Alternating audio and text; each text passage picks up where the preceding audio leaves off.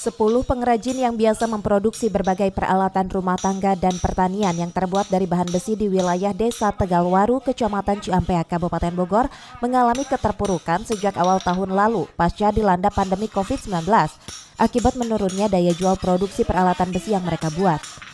Keterpurukan para pengrajin pandai besi ini baru mulai menggeliat kembali sejak 1 bulan lalu setelah adanya bantuan dana dari pemerintah kepada para pelaku kerajinan.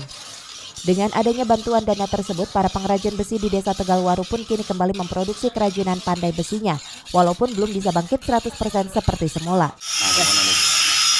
Ya, UMKM di Desa Waru pandai besi, yaitu pembikinan golok, cangkul, garpu, pisau.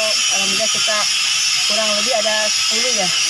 Alhamdulillah ini kemarin dapat bantuan UMKM dari pemerintah ya.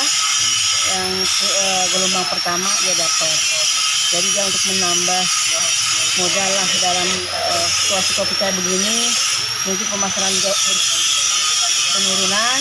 Jadi kebantulah dengan dapatnya dia bantuan kemarin dari UMKM.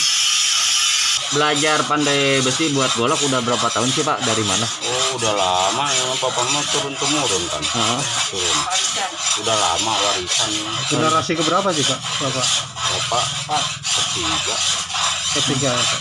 Pak, pemasarannya kemana aja sih Pak golok Bapak ini? Ya, Bapak mah bikin doang. Kan di oper itu Bapak jajakan.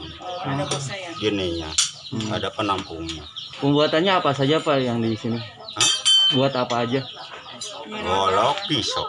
Pisau, golok sama pisau. Iya. Kalau dijual golok satuan berapa Pak? Satunya.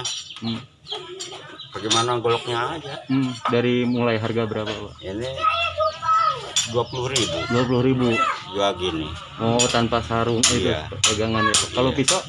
Pisau 10.000. Dari Ciampea, Kabupaten Bogor, Mandi Jajar melaporkan.